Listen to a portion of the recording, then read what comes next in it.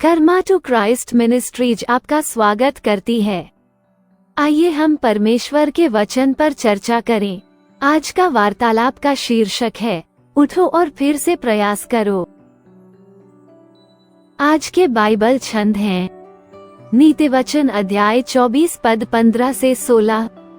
धर्मी लोगों के निवास पर आक्रमण करने के लिए डाकू की तरह घात में मत रहो, क्योंकि धर्मी मनुष्य चाहे 7 बार गिरे तो भी उठ खड़ा होगा, परंतु दुष्ट लोग विपत्ति में गिरकर गिरते हैं। यशायाह अध्याय 41 पद 10। डरो मत, क्योंकि मैं तुम्हारे साथ हूँ। घबराओ मत, क्योंकि मैं तुम्हारा परमेश्वर हूँ।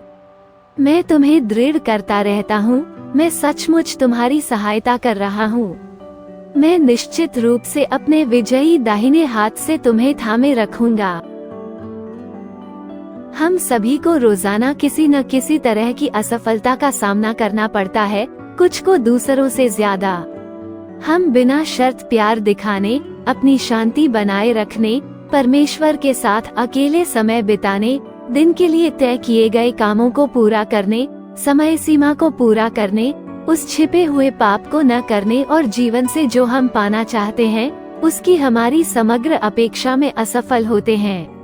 केवल वे लोग जो इसका अनुभव नहीं करते हैं वे मृत हैं। फिर कैसे कुछ लोग सफल होते रहते हैं और बाधाओं को पार करते हैं, जबकि अन्य नीचे रह जाते हैं और फिर कभी नहीं उठते। वे कहते हैं कि सफल लोग 40% बार असफल होते हैं जब वे कुछ करने की कोशिश करते हैं, और असफल लोग 60% बार असफल होते हैं। अंतर बहुत छोटा है, लेकिन जाहिर है ये सब फर्क करता है। ये सब इस बात पर निर्भर करता है कि आप अपनी असफलता को कैसे संभालते हैं। या तो आप खुद की निंदा करते हैं और शैतान जो आपके बारे में कह रहा है उसे स्वीकार करते हैं, या आप वही करते हैं जो परमेश्वर कहते हैं और उठकर फिर से कोशिश करते हैं जब तक कि वो आपको कुछ और न कहे।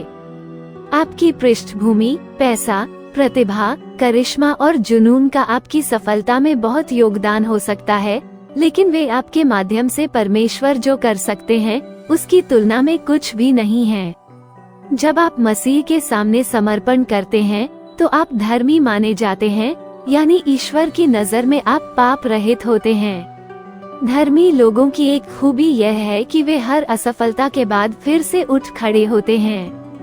जब हम ईश्वर को अपनी सफलता की कहानी का हिस्सा बनाने का फैसला करते हैं तो ईश्वर वादा करता है कि वो हमारा साथ देगा, हमें मजबूत करेगा और हमारी मदद करेगा। अब मेरे लिए ये परिणाम से डरे बिना बार बार कोशिश करने के लिए पर्याप्त है। केवल ईश्वर का हाथ थामकर ही आप अपने जीवन को बदल पाएंगे और उन सभी चीजों को हासिल कर पाएंगे जो उसने आपके लिए योजना बनाई है। केवल तभी जब आप जानते हैं कि वो आपका साथ दे रहा है, तभी आप फिर से विश्वास का वह कदम उठा पाएं। आपको अस्तित्व में रहना बंद करके जीना शुरू करना होगा। ये सब तब शुरू होता है जब आप उठते हैं और अपने मरने के दिन तक बार बार कोशिश करते हैं। आइए प्रार्थना करते हैं। स्वर्गीय पिता, आप ही हैं जिन्होंने समुद्र को सूखी जमीन बनाया। आपने फव्वारा और बाढ़ को खोला। आपने शक्तिशाली नदियों को सुखा दिया। हमारे साथ रहने और हमारे ईश्वर होने के लिए धन्यवाद पिता। हमारे साथ रहने और अपने विजयी हाथ से हमें थामे रखने के लिए धन्यवाद। इतनी आसानी से हार मान लेने और शैतान के झूठ पर ध्यान देने के लिए हमें क्षमा करें। हमें इस बात पर सचमुच विश्वास न करने के लिए क्षमा करें कि आप हमें धर्मी मानते हैं और आप हमसे प्रसन्न हैं। हमें सिखाएं कि हम रोजाना असफल होने पर भी अच्छी लड़ाई कैसे लड़ते रहें। हम अपनी सभी असफलताओं को आपके चरणों में समर्पित करते हैं और सभी निंदात्मक शब्दों को पवित्र आत्मा की आग से जला देते हैं। हम घोषणा करते हैं कि हमारे खिलाफ उठने वाले दुष्ट लोग विपत्ति में गिर जाएंगे। आपने हमारे लिए जो विजय तैयार की है उसे अनुभव करने से हमें कोई नहीं रोक सकता।